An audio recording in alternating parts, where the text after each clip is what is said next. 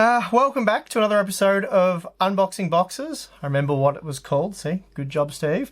And yeah, this is a series where I take things out of boxes and show you guys, and I've been doing it for a while now. I haven't done one for many weeks now, and quite a few of you who are fans of the series have been hounding me to do one, so guess what? I've got a couple of boxes and we're going to open them and see what's inside. For those of you new to the channel, this is just a silly little series that's very different to the normal sort of content on the channel where we do sort of serious in-depth benchmarks and comparisons with GPUs and CPUs and whatever else. This is just lighthearted, sit back and mess around and see what we've got. Started off as a bit of an insight to see you guys, or show you guys, what sort of stuff we get on a fairly regular basis to feature on the channel or test or whatever we may end up doing with them. I think what we have here is a pair of cases by the looks of these big boxes that are sort of shrink wrapped in the PC case gear black garbage bags that I often refer to them as. But anyway, we'll get into these two first, and then we have three other sort of normalish size packages that we'll check out. All right, I'll start with the biggest of the two, which is this one here. We'll get this black plastic off first. It's probably easier just to... So first up, this big box here looks to contain the Phanteks Evolv Shift X computer case. This is a pretty cool case from what I can tell from what I've seen on other channels. It's not new, I'm not the first person to unbox it by any stretch of the imagination, but I did want to do a build with this case. I'll probably do it with this one first, we'll get to that in a minute. All right, I'll get out of the box, we'll take a quick look. I won't go too in depth with this one because, yeah, there's reviews and whatnot, so the unboxing won't be anything new.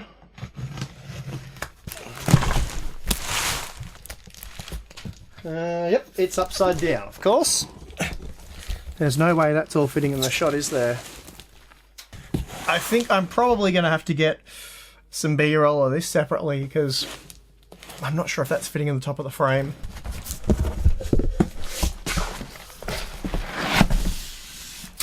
Right, so at a guess, I would say the top of this case is currently being cut off. Probably not fitting in the shot. How about that? Is that working? As you can see, it's a very tall and skinny case, and there's something loose in it. Oh, it's the accessory box. Well, that is a pretty awesome looking mini ITX case. It's very, as you can see, probably twice as long as you'd probably expect it to be since it is a mini ITX case, but this one is designed to fit full-length graphics cards without a problem, and full-length graphics cards with water blocks on them, no less. So you can put a full custom liquid-cooled loop in this thing, radiator, VGA block, CPU block, the whole lot. And with the glass panels on both sides, you can show it off quite well. And it can be laid flat down like that, so you can see all the liquid cooling stuff from the top.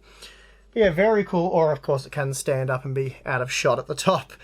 But, yeah, it kind of brings new meaning to the term tower-style case. Anyway, I won't go too far into this because I will be doing a custom build in it soon. I might do something like an X299 liquid cooled build in it with the new ASRock Mini ITX board, which I hope to have for the next episode of Unboxing Boxes. But anyway, for those interested, it is $170 US, and that's about $220 Aussie. And I think you can buy it for $220 Aussie at PC Case Gear, and they're the guys that sent this out, so a big thank you to them. All right. Box number 2. Looks like we have a bonus box on top of this one.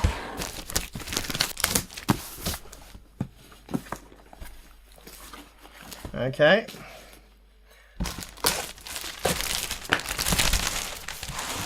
And yes, we have the Phanteks Evolv Shift, which is basically the baby version of that case, I suppose you could say.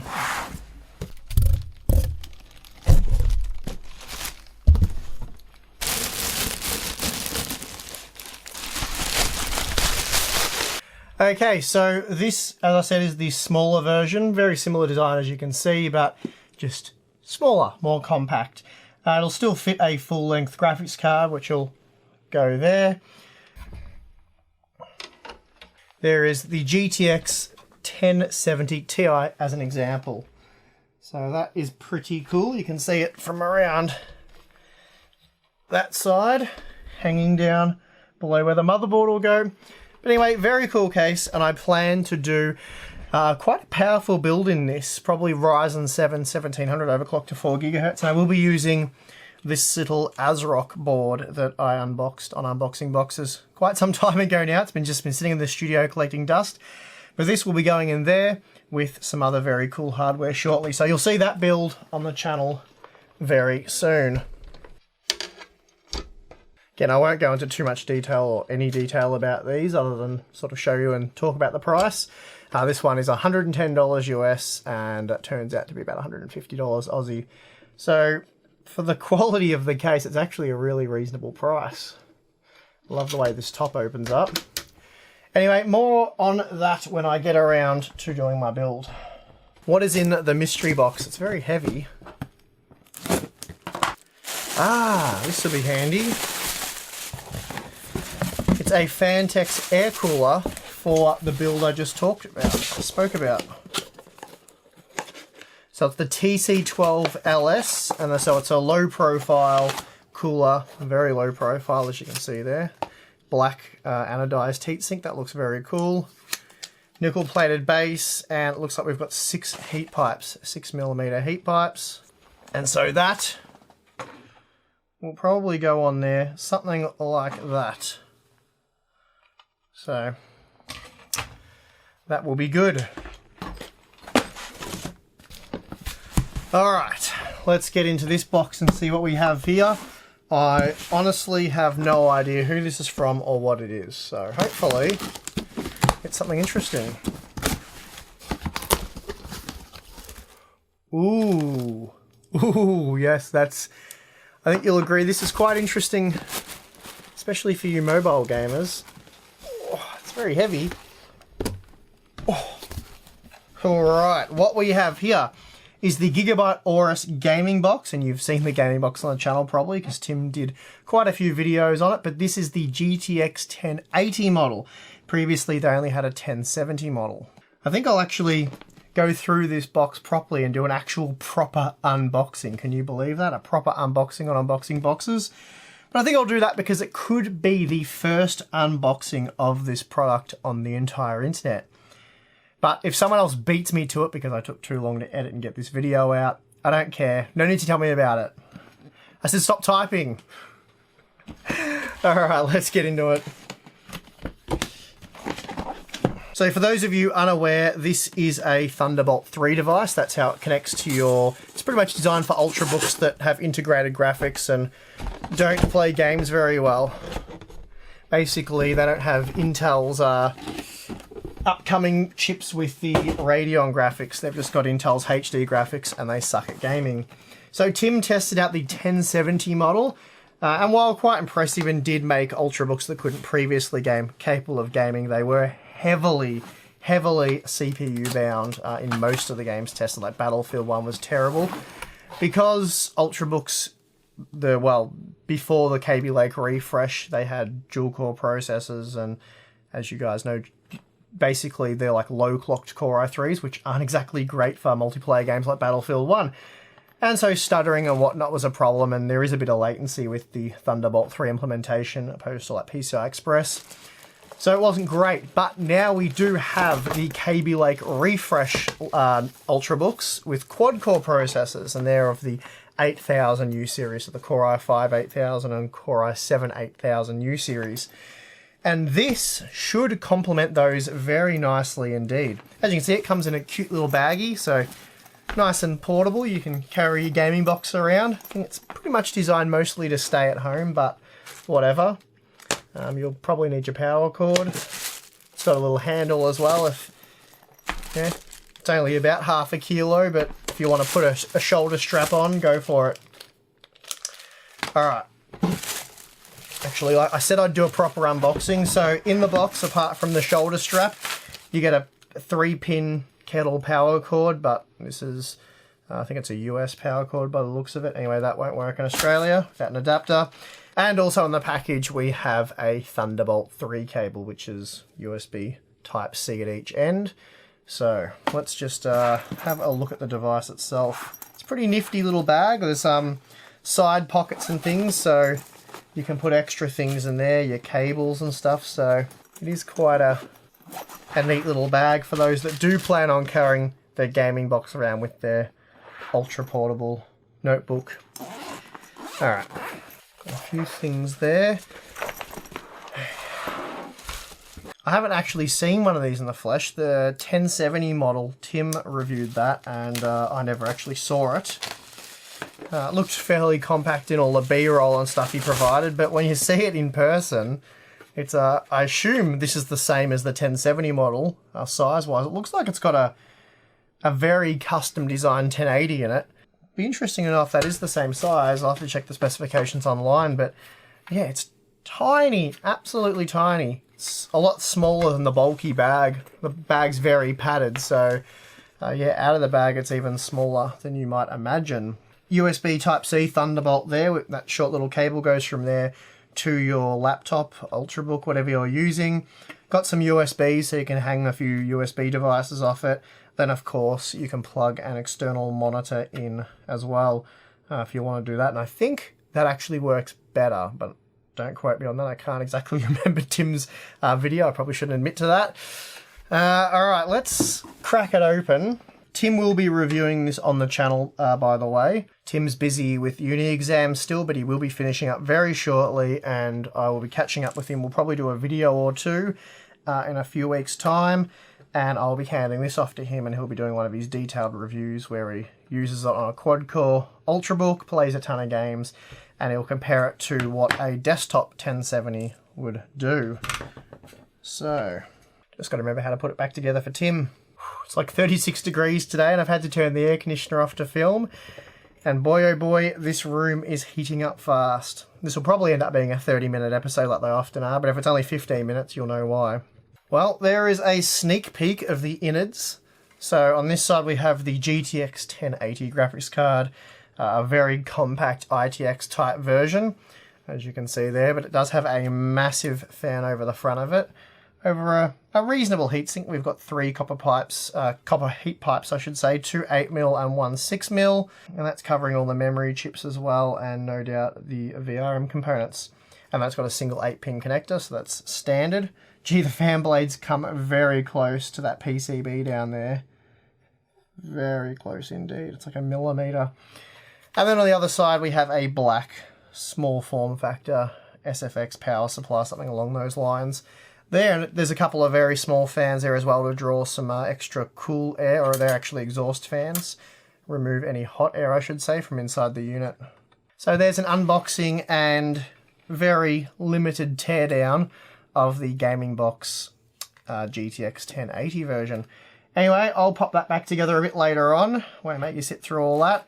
And then Tim will provide a detailed review on it for you.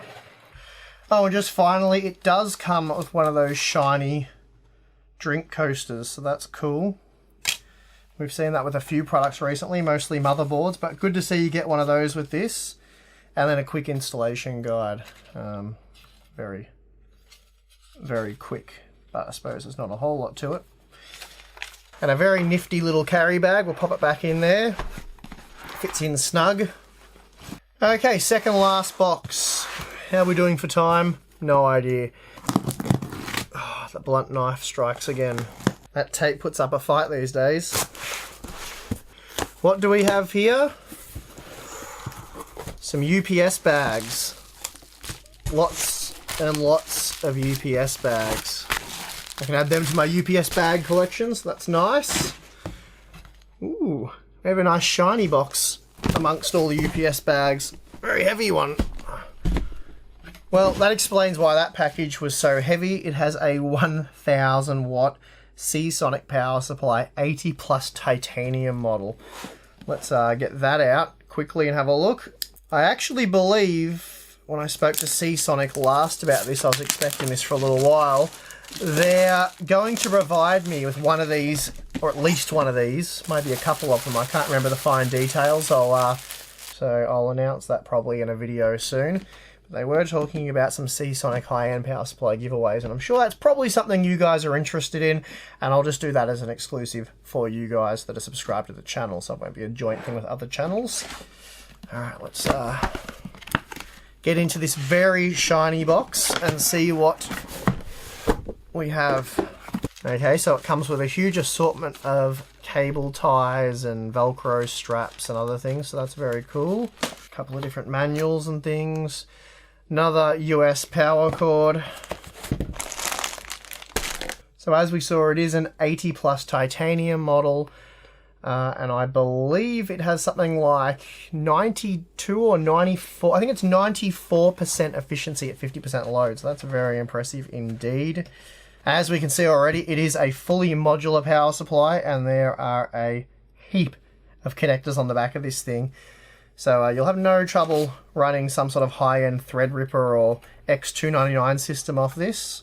So in the top here, it has a massive 135mm fluid dynamic bearing fan. Basically, very low friction generated by the fans. Bearing design, if you will, so it creates very little noise, very little wear, so it will last a long time. Speaking of lasting a long time, yeah, 10 years is a pretty extreme warranty. When I see a PC or a tech product with a 10-year warranty, it's like, wow, that's a seriously premium product that they really believe in. Well, this one has a 12-year warranty. So while it might be pricey, I'll mention the price in a minute, that is an extreme warranty period, 12 years. Wow. You get your money's worth of peelable bits of plastic as well. So this is, I probably haven't said the full name yet, it is the Seasonic Prime Ultra 1000 watt power supply. It does cost $260 US, and I don't have an Aussie price yet, but it would have to be around $370-ish. So obviously a very premium high-end power supply, but yeah, it's a 1200 watt titanium rated power supply, so the price seems appropriate. So that's, hopefully I've thrown up a bit of B-roll. You guys can get a good look around the unit. And now in this second little bag here, we have a heap of flat black cables. So again, it's 100% modular design, and you get a massive amount of cables.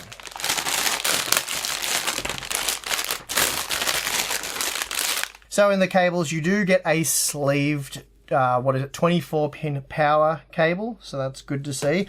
And the rest of them are just flat black cables, which is fine. Probably not as desirable as the sort of individually sleeved cables that we recently saw on a couple of power supplies that I looked at, but you know, they're still good. And you do get 14 SATA power cables, so that's obviously a lot. It's 14. You also get, where are they? Yep, that's what we want. An 8-pin or 8/6-pin PCI Express power connector. Apparently there are 8 of these in this pile here. And then we get, oh, that's cool as well, as you can convert the Molex connectors to another 2 SATA connectors, so that's cool. I believe there is something like 5 Molex connectors in total, which probably looks about right. I'm seeing, what have we got, 2 there and 3 there. There's our 5. Well done. And we also have, I believe, 2. There's 1, and there's not 2. Bear with me. Yes, we have 2 of the 8-pin CPU power connectors. So again, that's really good for your Threadripper and your Skylake X platforms. So, plenty of power connectors, cables and whatnot to go with your high-end Seasonic power supply. And yeah, I'll get more information. Hopefully we will be giving away this particular unit on the channel in the not too distant future. And I'll probably feature this in a build. I might even use it in the Swift X build. Alright, last box. It's fairly light, so we'll see what's inside. So far we have some white foam. Behind that white foam we have a FedEx bag to go with our UPS bags. And we have Creative Outlier Sport, or is it Sports? Sports. We also have a bag of bubble wrap. Check that out in a minute. And we have some more Creative headphones. These are the Creative Flex. So let's have a closer look at those. We'll start with the Flex. I'll move that and that there. Wow, I've made a massive mess in here. But anyway, the Creative Flex, well, that's a very light package to start off with. How do we get into it? Well, quite obviously this is a headset of sorts. It looks like it's got a couple of interesting features. A cool thing about them is that they are relatively cheap. They're only about $50, or I think they're exactly $50 in fact, Australian. So that would make them very cheap in the US, but I couldn't actually find any US pricing for them. So yeah, maybe $30-ish US. So they obviously fold flat, so nice and compact. And right away you can tell, or I can tell, you can probably assume based on what they look like that they are quite light. 136 grams. So extremely light. I can probably adjust them in a bit. Obviously a wired headset, and they have a very small inline controller. It looks like it just mutes. And something pretty cool here is you can change, they probably, yes, they slide out. You can change the sort of like the color highlight, the little color decal here, the trimming, if you will. So you can go blue if you want. There you go, that's pretty swanky. Or you can go a sort of greenish color. Or you can just be plain and boring. And you can go like a charcoalish, greyish color. So ultralight folding headphones. As you can see, you've got the right and left in there. You could even go in, you could go multicolored if you want. So you could sort of go with the orange color and the blue color. So pretty rebellious. 136 grams. They have a 1.2 meter cord. So that will reach down to your phone or whatever's in your pocket very easily. So the drivers are 32 millimeters, almost had a seizure there, and they do have neodymium magnets in them, so nice and responsive and all that sort of stuff. 4 color tabs, covered that, and they have a limited 1-year warranty. Suppose we'll give them a quick try. They're mostly plastic design, but you know, you'd expect that for the price. They do seem, the hinges and everything on them look quite thick, quite big, so I'd say they're quite robust. Wow, they are significantly more bassy than I was expecting. I don't know how well the mic will pick this up. They're a lot more bassy than you expect. Actually, you probably can't hear me.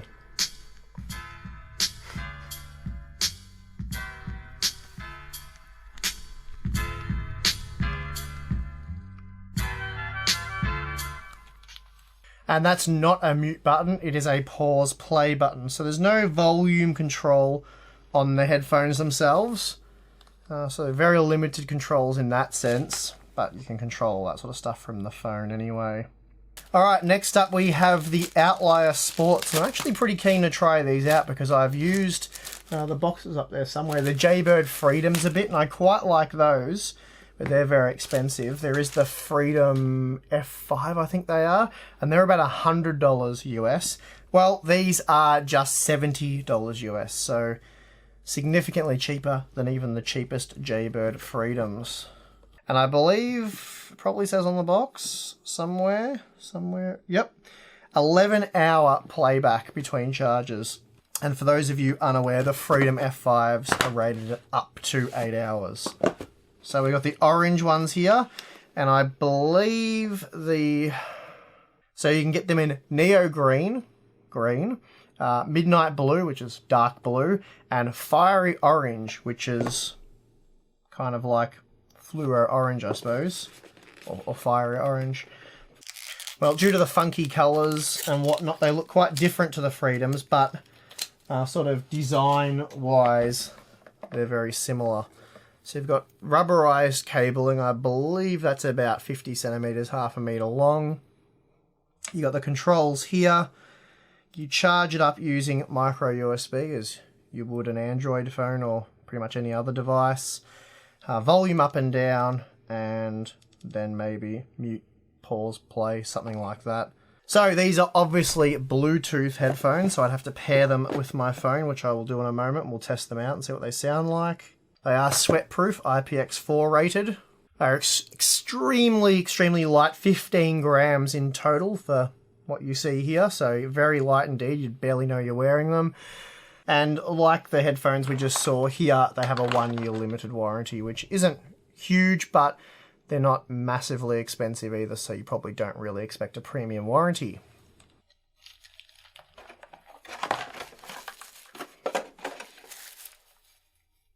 These sound really nice as well. Lots of bass. That's max volume.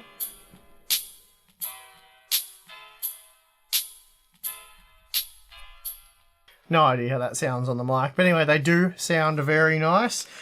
A few different silicon size, so there's small, medium, and large, and then the same goes for the little thin things that go in your ears. So a few different sizes. There's also a clip to clip it on.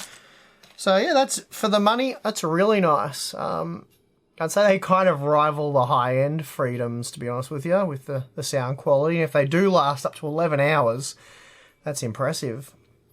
Anyway, moving on. And yeah, the center buttons obviously power on and off and pairing. So, okay, and lastly we have the bubble wrap thing. Whoa. Whoa. Okay, that's pretty disco. Try me. Whoa.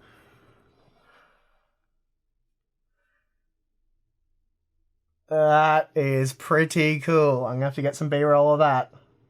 Well, I don't know if Creative were the first to do it, but RGB has now made it to portable Bluetooth speakers, so that is good to see. I was worried. I was thinking, when are we going to get RGB portable Bluetooth speakers? Well, now is the answer.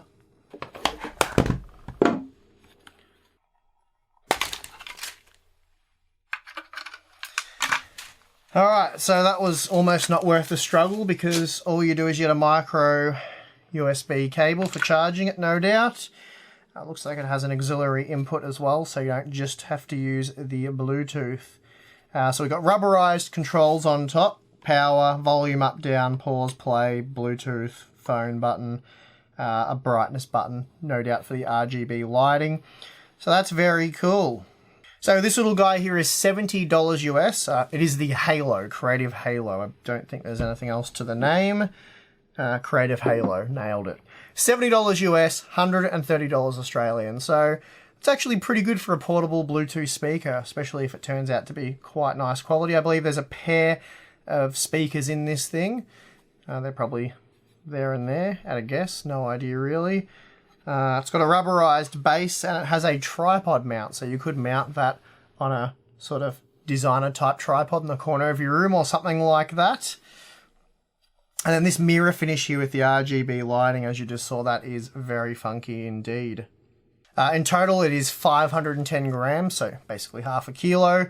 Again, it comes with a 1-year warranty like the other two Creative products we just checked out, and yeah, they're quoting up to 8 hours of battery life. Probably without the RGB lights, no doubt they halve the battery time, but who cares? They look awesome. We'll fire it up. Sounds exactly like the pairing mode. Waiting for device to connect. Like the iRoar and all that sort of stuff. So let's.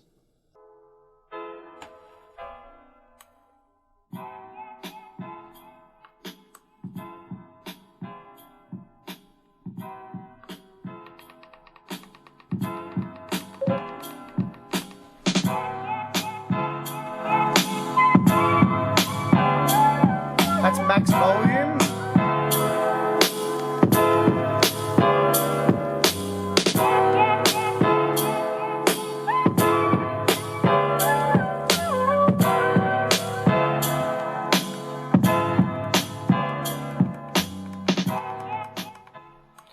So that's quite loud. So if you keep pushing the light button, it goes through a few different pre-programmed effects. It says the light effects are programmable. I don't know if it just means that, or if there's like an app for your phone where you can sort of change the effects of the lights. I don't know, that's something I'll have to look into. But either way, that is pretty cool, something different. As I said, it'll probably flatten it a lot faster, but cool nonetheless. And yeah, the sound quality and volume and all that is very impressive, especially for the money. And you got a little handle there so you can carry it around. I like it. So that's going to do it for this episode of Unboxing Boxes. We had quite a few different things to look at, a couple of big cases, but didn't go into them too much. You'll see them in much more detail on the channel very shortly. Some pretty cool audio products from Creative. Very nice looking power supply from Seasonic. We also got this cool little heatsink from Phanteks as well, which will be going on the AM4 build using that ASRock motherboard I showed you. Of course, we got the gaming box with the GTX 1080. That looks mighty impressive, and I can't wait to see Tim's benchmark results on that.